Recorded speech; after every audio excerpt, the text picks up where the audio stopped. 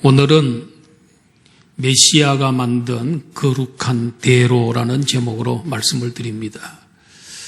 제가 그저께 안양시 기독교연합회 대표회장직을 무사히 잘 감당하고 이제 다른 사람들에게 직이 넘어갔습니다.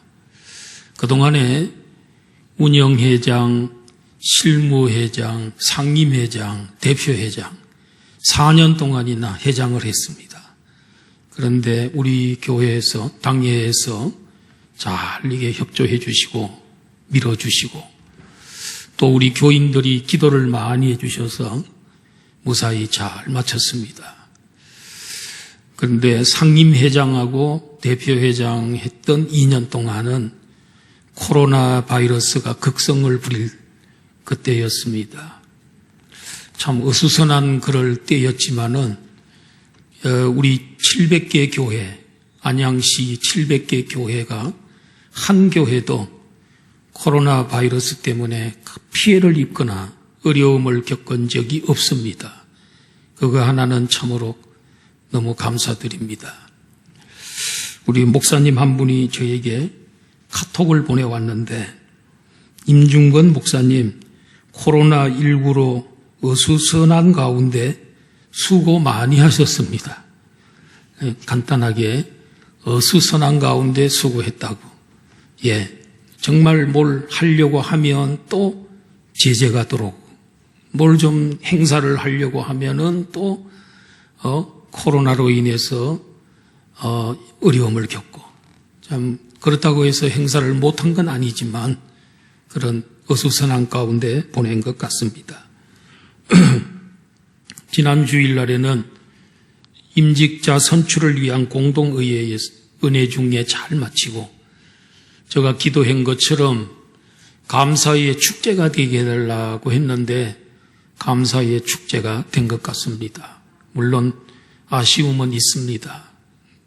또 다음에 또 기회가 있기 때문에 또 기회를 이용하시면 좋을 것 같습니다. 이제 올 한 해도 4주밖에는 남지 않았습니다. 성탄의 계절이 성큼 다가왔습니다. 그래서 설교를 오늘은 성탄절 설교를 해야 되겠다, 그런 생각이 들었습니다. 메시아가 만든 거룩한 대로. 여러분, 이 세상에서 길 중에서 가장 만들기 어려웠던 길이 무슨 길이겠습니까?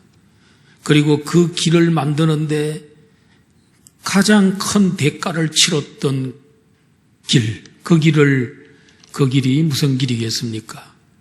그 길은 바로 메시아가 만든 거룩한 대로인 것입니다. 주전 700년경에 살았던 이사야 선지자가 메시아에 관한 예언을 가장 많이 한 선지자입니다.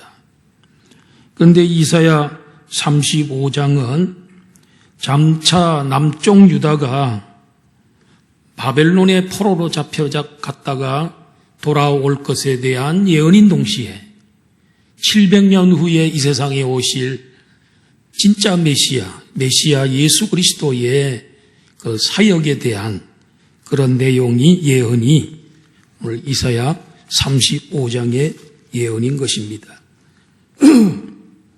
예수님은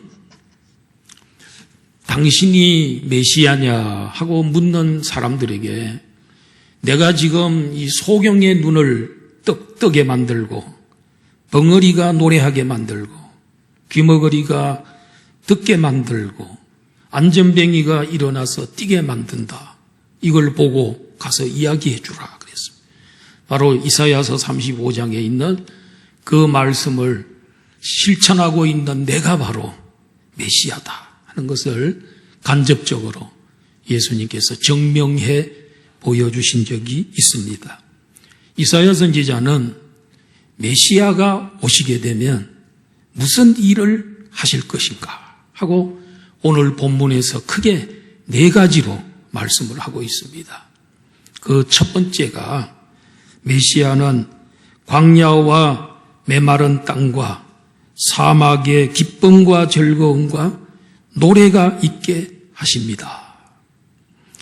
1절에서 2절에 있는 내용인 것입니다. 1절에 보면은 광야와 메마른 땅이 기뻐하며 사막이 백합화 같이 피어 즐거워하며, 메시아가 오게 되면은 바로 이와 같은 기적의 역사가, 놀라운 일들이 일어나게 될 것이라는 것입니다. 여러분, 광야와 메마른 땅, 광야에 무슨 기쁨이 있겠습니까? 그리고 메마른 땅에 무슨 즐거움이 있겠습니까? 그리고 사막에 무슨 노래가 있겠습니까? 그런데 메시아가 오시면 그와 같은 역사가 일어나게 될 것이라고 했습니다. 광야와 메마른 땅에서는 기뻐할 것이 없습니다. 한숨과 절망과 불평만 있는 곳이고, 사막에 백합화가 피지 않습니다. 즐거워할 일이 전혀 없습니다. 고독과 절망과 죽음만이 있는 곳입니다.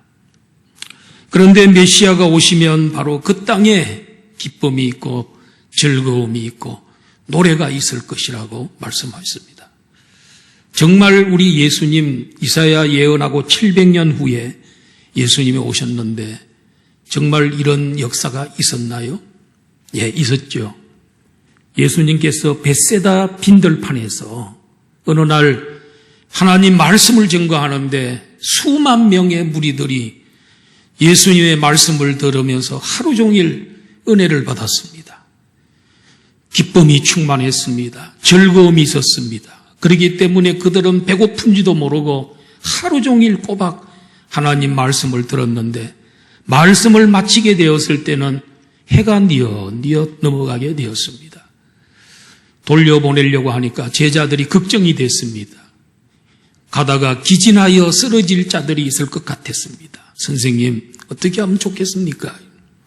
너희들이 먹을 것을 주어라 그랬습니다. 그래 제자들이 찾아보니까 오병이어밖에는 없습니다. 한 아이의 도시락입니다. 한 사람, 예수님 혼자 다쓰셔도 간에 기별도 안 갑니다. 그런데 그 도시락을 예수님 받아들고 그 수많은 무리 앞에서 하나님께 축사하셨습니다. 감사의 기도를 올렸습니다. 그리고 예수님께서 자수시지 않고 제자들에게 나눠줬는데, 나눠주면 나눠줄수록 계속해서 생겨나는 겁니다.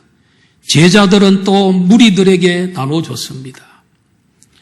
수만 명이 다 배불리 먹고 12광주리를 거두는, 남는 역사가 일어나게 된 것입니다. 빈들판입니다. 광야입니다. 그곳에서 식탁이, 주님께서 식탁을 마련하시고, 광야의 식탁을 마련하시고, 그 수만 명의 최소한 2만 명 이상은 돼 보이는데 그들을 다 배불리 먹이는 기적. 그들에게 배불리 먹이니까 만족이 있고 기쁨이 있죠. 그러니까 서로 사랑하게 되지요. 놀라운, 그게 아마 댄싱도 있었다고 보는데 성경에는 없지만은 그런 놀라운 광야의 기적이 일어나게 된 것이죠. 물론 그 음식은 며칠이 지나면 다 소화가 되고 또 배설이 되겠지만은, 그러나 그날 먹은, 하루 종일 먹은 하나님의 생명의 말씀, 그 말씀은 영원히 그들의 광야 같은 심령, 메마른 심령, 바싹 마른 사막 같은 심령에 생명의 양식이 되고 또 사망에서 생명으로 옮겨지게 만든 귀한 양식이 되었다고 생각합니다. 예수님 당시의 사람들의 심령은 광야요, 메마른 땅이요, 그야말로 사막이었습니다. 그런데 이 메시아의 이 말씀이 죽은 심령에 기쁨과 즐거움과 노래를 있게 했습니다. 2절 말씀에 보면은 그 광야와 메마른 땅과 사막이 레바논 백향목 같은 영광을 얻게 될 것이고 갈멜과 사로운 평야에 있는 꽃과 같이 아름다운 인생들이 되게 할 것이다 라고 말씀을 하고 있습니다. 더욱 놀라운 것은 그것들이 여호와의 영광 곧 우리 하나님의 아름다움을 볼 것이라고 했습니다. 예수님 당시에 이 심령들이 바로 광야와 메마른 심령, 사막 같은 심령이었는데 그들이 그 레바논의 백향목 같은 그런 영광을 누리게 될 것이고 그 갈멜과 사론 평야에 있는 그 아름다운 꽃과 같은 아름다움을 그들이 얻게 될 것이고 그리고 여호와 하나님의 영광을 볼 것이고 하나님의 아름다움을 그들이 볼 것이라 그랬습니다. 예수님 뭐라 그랬습니까? 예수님은 하나님의 영광의 광채라. 나는 하나님의 영광의 광채라 그랬습니다. 빌립을 보고 뭐라 그랬습니까? 왜 자꾸 아버지 하나님을 보여달라고 하느냐? 나를 본 자는 아버지를 본 것이니라. 그러므로 나 아버지를 보여달라고 하지 마라. 이렇게 예수님 말씀하셨습니다. 우리 성부, 성자, 성령 삼위일체 하나님은 본질이 동일하십니다. 영광과 권능은 동등하십니다. 삼위일체 하나님이십니다. 성경 말씀 요한복음 14장 9절 시작. 예수께서 이러시되 빌립아 내가 이렇게 오래 너희와 함께 있어되 내가 나를 알지 못하느냐? 나를 본 자는 아버지를 보았거늘 어찌하여 아버지를 보이라 하느냐? 아버지를 본 건데 왜 아버지를 하나님을 보여달라고 하느냐? 그리고 요한복음 10장 30절 나와 아버지는 하나이라 하신대. 하나님과 나는 하나라. 이게 신비입니다. 이건 삼위일체의 신비입니다. 내가 하나님이고 하나님이 나다. 하나라는 것이지요. 신비로운 연합이지요. 성도 여러분, 우리는 이 메시아 예수님을 만났고 그분이 지금 내 마음 안에 계십니다. 영접하는 자고 그 이름을 믿는 자들에게는 하나님의 자녀가 되는 권세를 주다고 했습니다.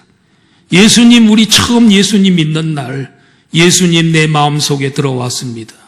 주 예수 내 마음에 들어와 계시고 변하여 새 사람 되고 우리 예수님 우리 속에 들어오시고 새 사람 됐습니다. 우리가 예수님 처음 믿는 날 성령님이 내게 역사하셔서 거듭나게 하시고 예수님 그때 내 마음속에 영접이 되고 그래서 영원히 우리를 떠나지 아니하시고 우리와 함께 하시는 성령님이 또 우리와 함께 하시는 줄로 믿습니다. 그러므로 전에 광야와 메마른 땅과 사막 같은 우리 마음에 기쁨과 즐거움과 찬송이 차고 넘치고 있습니다. 그래서 우리는 얼마나 기쁘고 즐겁고 찬송인 노래가 있으면 새벽 몇 시부터 노래 부릅니까 우리는? 새벽 5시부터 맨날 나와서 우리 하나님께 승리의 노래, 감사의 노래, 기쁨의 노래를 부르면서 하루를 시작합니다. 이렇게 새벽에 찬송하고 노래하는 종교가 있습니까? 우리 기독교밖에는 없습니다. 이렇게 찬송하고 감사로 승리의 노래로 시작하면은 그날 승리하겠습니까? 실패하겠습니까? 반드시 승리할 줄로 믿습니다. 우리 한국교회 8만 개 교회가 새벽마다 하나님을 찬양하고 우리 하나님께 영광 돌리고 있습니다. 이 나라가 잘 안 되겠습니까? 잘 될 수밖에 없죠. 앞으로 우리나라가 위대한 역사를 이룰 겁니다. 앞으로. 여러분 기대해 주시기를 바랍니다. 그러려면 어떻게 새벽부터 노래하자. 노래하려면 나오시라 이게요. 새벽부터 나오셔요. 같이 노래 좀 하십시다. 메시아가 오시면 두 번째로 우리로 하여금 약한 자를 돕게 하십니다. 3절 4절의 내용인데 3절에 보니까 너희는 약한 손을 강하게 하며 떨리는 무릎을 굳게 하며. 여러분, 우리 주변에 보면 손이 약한 사람이 있어요. 두려워가지고 실패하고 손이 풀려버렸어요. 손은 있는데 일을 하고 용기가 없어요. 손이 다 맥을 잃어버렸어요. 이런 사람, 불쌍한 사람들 많아요. 그리고 두려움에 사로잡혀서 무릎이 사시나무 떨듯이 재봉틀 바늘 떨듯이 떨고 있는 사람들 많이 있어요. 그런데 너희들은, 메시아를 만난 너희들은 그들을 강하게 해주고 그들을 붙잡아주고 세워주라는 거죠. 어떻게 세워주라 그랬습니까? 4절에 있는 내용입니다. 4절에 있는 내용 보면은 어떻게 하라 그랬습니까? 굳세어라. 두려워하지 말라. 보라, 하나님이 오사 보복하시고 복수해 주시고 갚아주시고 구원해 주신다. 이렇게 말하라는 거예요. 우리 성도들은 말이 달라야 돼요. 성도들은 절대로 부정적인 말을 하면 안 돼요. 우리 메시아, 우리 만난 하나님 아들을 만나고 하나님을 모시고 있는 우리들은 부정한 말을 하면 안 되죠. 아무리 어려움 당하고 있는 사람이라도 참 큰일 났네. 망했구만. 정리하세요. 안 되겠네요. 이런 소리 하지 마세요. 우리는 어떻게 해야 돼요? 굳세어라. 굳세어라 금수나 하듯이 우리는 굳세어라 성도님. 그리고 담대하지, 두려워하지 마세요. 담대하세요. 하나님 살아계십니다. 이 고난이 끝나고 나면 정금 같은 믿음이 될 겁니다. 모든 것이 합력하여 선을 이룰 줄로 믿습니다. 우리는 말이 달라야 돼요. 우리는 다시 부흥될 겁니다. 다시 회복이 될 겁니다. 새 출발이 시작될 겁니다. 이런 말을 해야 돼요. 이 위드 코로나 시대가 됐습니다. 코로나 바이러스와 공존하며 살게 됐습니다. 마치 뭐와 같으냐면 독감하고 우리가 오랜 세월 동안 역사 속에 공존하고 사는 것처럼 이제 코로나도 그와 같이 됐다는 거예요. 코로나를 다 잡을 길은 어려워졌다는 거예요. 독감처럼 같이 산다는 거예요. 그런데 독감은 독감 주사도 있고 예방 주사도 있고 독감 약도 주는데 코로나는 아직까지 백신은 맞지만은 아직 치료제가 나오긴 했는데 그 치료제 한 방 맞는데 90만 원이라는 거예요. 그런데 아직 상용화가 되지 않았어요. 걸린 사람이 치료받는데 그 굉장히 효과가 있나 봐요. 아직 우리나라에서는 시작이 안 됐는데. 그런 코로나 확진된 사람들이 격리돼서 가면 어떻게 치료해 주냐 그랬더니 아무것도 안 준대요.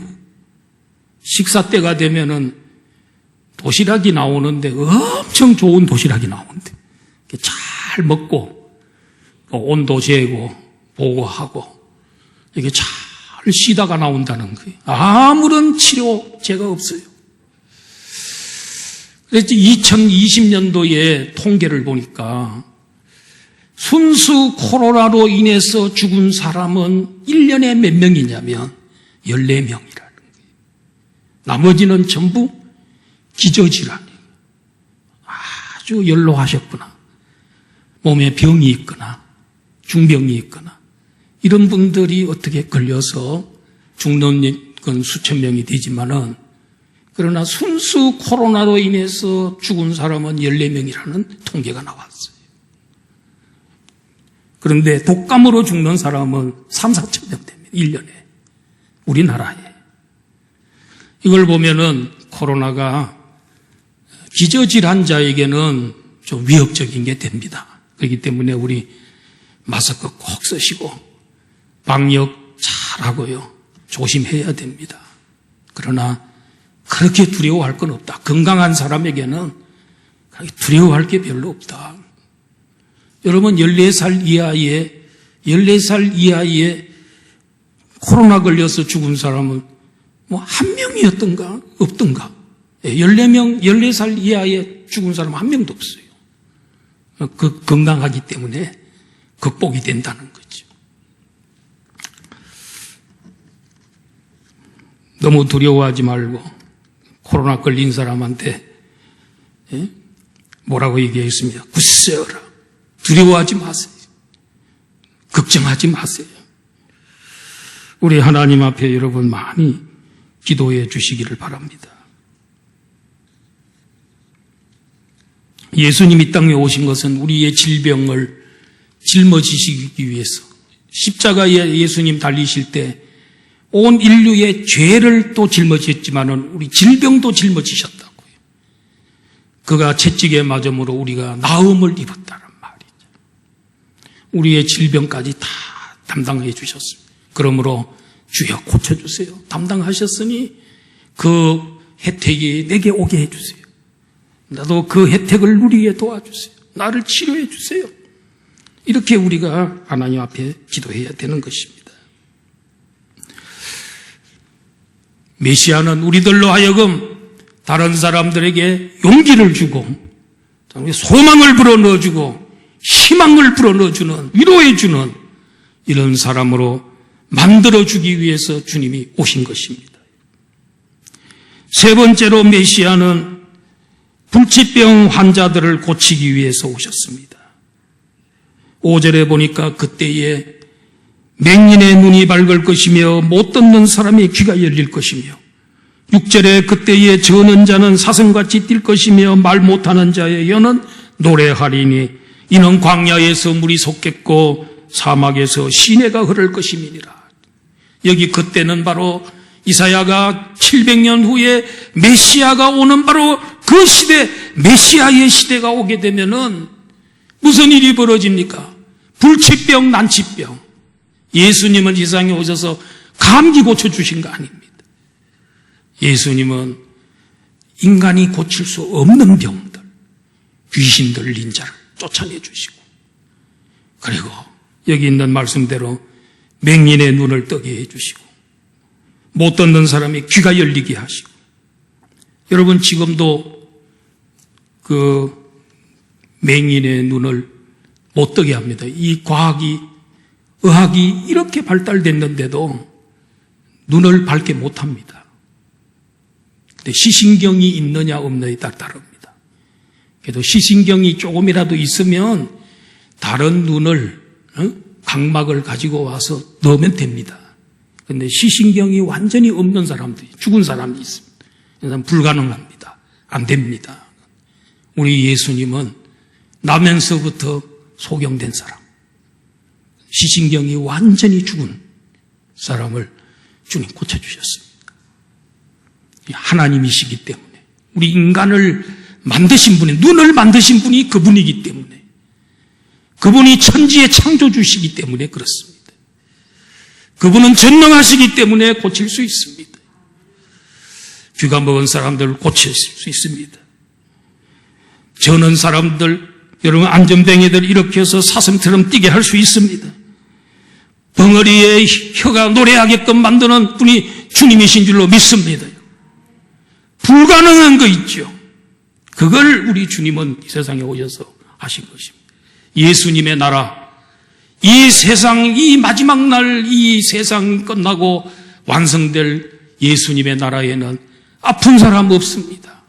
죽는 사람 없습니다. 병든 사람 없습니다. 예수님이 다 치료하고 고쳤기 때문에 그 나라에는 그런 병이 없습니다.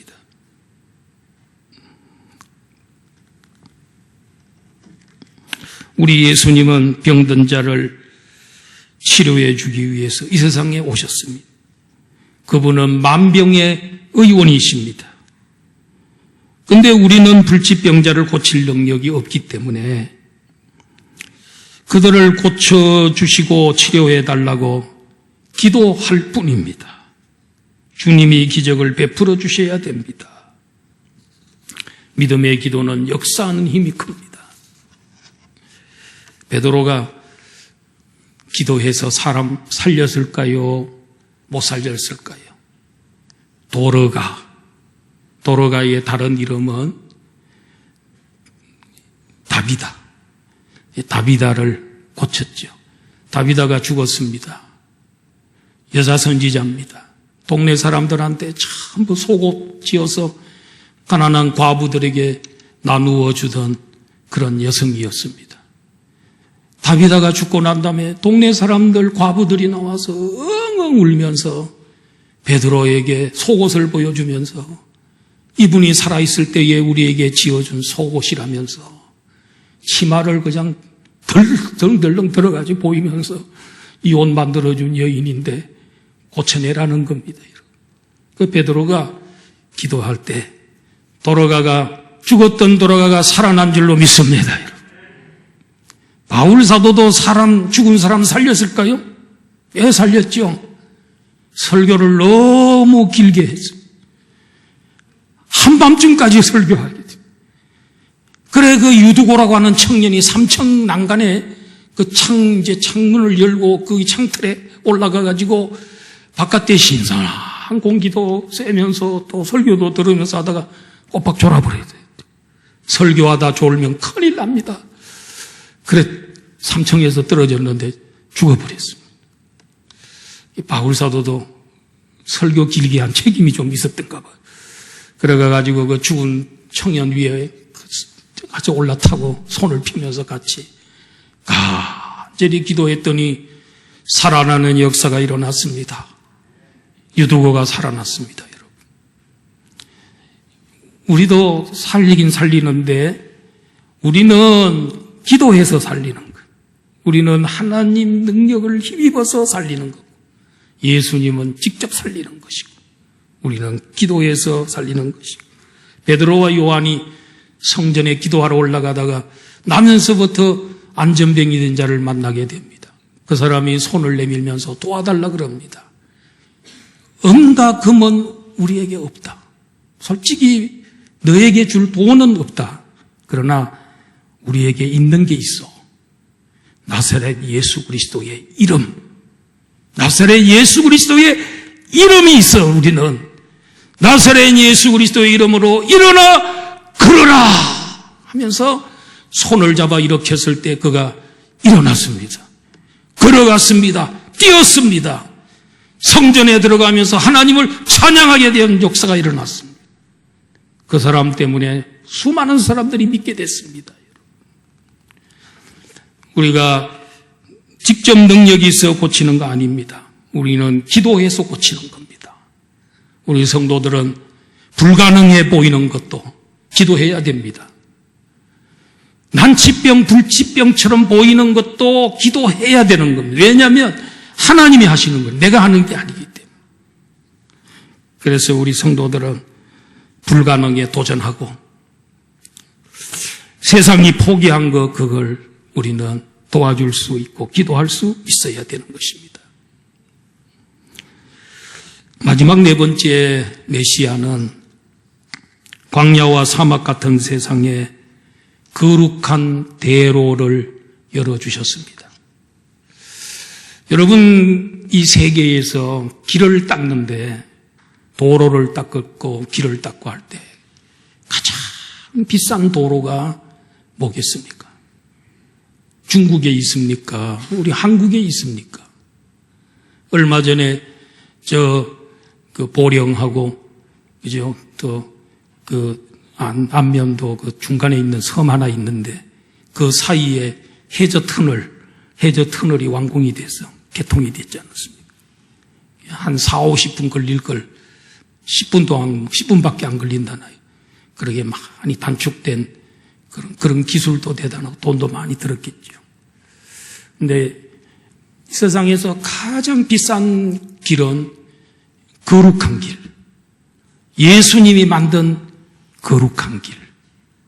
이 길은 누구만 다닐 수 있냐면 의인만 다닐 수 있는, 죄사함을 받은 사람만 다닐 수 있는 길, 속량함을 받은 사람만 다닐 수 있는 길, 그 길입니다. 우리 이 길을 예기 위해서 우리 예수님 십자가에서 피 흘려 돌아가셨습니다. 예수님, 우리 죄인들, 우리 그 길 그렇게 하기 위해서 예수님께서 십자가에서 대신 죽어주시고, 피 흘려주시고, 자기 목숨 바꿔주시고, 우리를 지옥에서 건져주시고, 자신은 저주를 받으시고, 우리를 살려주면서 내 길을 만드신 그 거룩한 길. 여러분, 우리나라가 세상에서 도로 만드는 데서는 세계 1위입니다, 여러분. 그런데 거룩한 길은 못 만듭니다. 거룩한 길은 예수님만이 만들 줄 있는 줄로 믿습니다. 그 길은 예수 그리스도 십자가를 믿고 부활을 믿는, 그를 구주로 믿는 사람만이, 의인이 된 사람만이 그럴 수 있는 그 길입니다. 죄인들은 절대로 못 걷는 길입니다. 그 천국으로 향하는 구원의 그 길. 물론 1차적인 의미는 70년 동안 바벨론의 포로로 잡혀갔던 사람들이 시온을 향해서 올라갈 때 그들이 같이 몰려서 넓은 길을 수만 명이 길을 갈 때 그 얼마나 넓은 길이겠어요. 큰 길처럼 보일 거 아니에요. 그에게 시온의 대로라 그래요. 그거를 시온의 대로, 예루살렘으로 가는 대로가 열렸어요. 그런데 오늘 우리 예수 그리스도를 믿는 사람에게는 예루살렘으로 가는 게 아니고 새 예루살렘으로 가는, 저 하늘나라 도성으로 가는, 천국으로 가는 그 길, 거룩한 길, 그 길을 우리 주님이 열어주신 줄로 믿습니다. 그 도로 닦는데 얼마나 돈이 많이 들었습니다. 하나님의 아들의 생명값을 지불하고 만들어진 도로가 바로 거룩한 대로인 줄로 믿습니다. 우리는 예수님 믿고 십자가 복음, 부활의 복음 믿고 하나님 법정에서 의인이다 하고 우리 하나님이 우리 법정에서 선언을 해주셨어요. 칭의가 된 거예요. 그래서 그 칭의함을 받은 우리 성도들이 그 길을 걸을 수 있습니다. 그 길에는 사자가 없고 사나운 짐승이 그리로 올라가지 못한다고 했습니다. 이것은 물론 바벨론에서 예루살렘으로 갈 때 그런 짐승이 없었다는 뜻도 되지만, 우리가 천국을 향해서 가고 있는 성도들에게 바로 사나운 짐승, 악한 마귀가 우리를 절대로 방해할 수 없다는 뜻도 되는 줄로 믿습니다.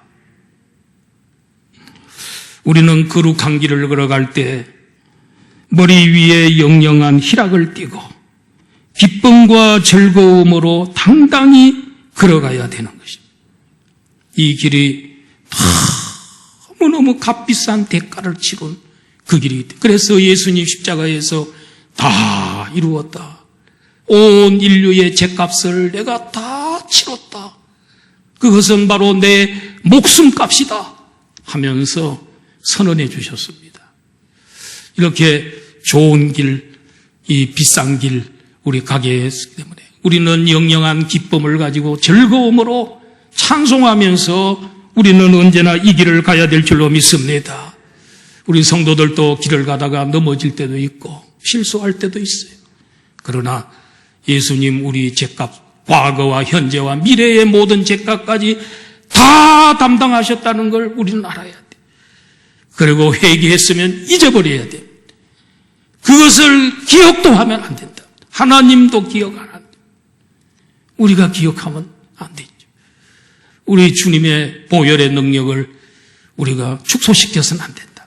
다 잊으시고 과거의 모든 것은 다 잊으시고 우리는 미래를 향해서만 거룩한 길로 걸어가면서 기쁨으로 걸어가는 성도가 되기를 주의 이름으로 축원합니다. 근데 왜 이 길이 대로라고 했는가 연구를 해보니까, 여러분, 만약에 천국 가는 길을 니들이 닦아서 각자가 노력을 해서 천국 올라와라 이렇게 했더라면 이 세상에 한 사람도 천국 갈 사람 없어요. 그 길을 열어놓은 사람이 없어요. 갈 수가 없어요. 좁은 길이에요. 그런데 우리 예수님께서 우리에게 은혜로 믿음으로 말미암아 갈 수 있는 그 길, 은혜로 가는 길. 그렇기 때문에 다 누구든지 갈 수 있는, 믿기만 하면 누구든지 천국 갈 수 있는 길이기에 넓은 길이고 쉽게 갈 수 있는 길이고 그리고 은혜의 길인 줄로 믿습니다. 2021년 성탄절이 이제 다가왔습니다. 메시아가 이 세상에 왜 오셨습니까? 한번 전체를 한번 요약을 해보도록 하겠습니다. 메시아는 광야와 메마른 땅과 사막에 기쁨과 즐거움과 노래가 있게끔 하기 위해서 오셨습니다. 그것은 바로 우리 심령을 말하는 거죠. 인간의 마음, 메마른 땅, 사막은. 그리고 메시아는 우리로 하여금 약한 자들을 돕게 하려고 굳세어라, 담대하라, 남을 위로하고 남을 세워주게 하려고 우리를 그렇게 하기 위해서 사용하시려고 오셨습니다. 그리고 메시아는 불피병자를 고쳐주려 오셨습니다. 이 세상에 불가능한 거, 불행한 거, 이 모든 것들을 다 제거하기 위해서 참된 행복을, 완벽한 행복을 주기 위해서 이 세상에 오셨습니다. 메시아는 광야와 사막 같은 세상에 거룩한 구원의 대로를 열어서 우리로 하여금 천국으로 갈 수 있도록 길을 열어주셨습니다. 오늘 우리 이 말씀을 기억하면서 우리 주님이 이 세상에 오신 성탄절에 이런 의미가 있구나. 이사야가 바로 이것을 예언했구나.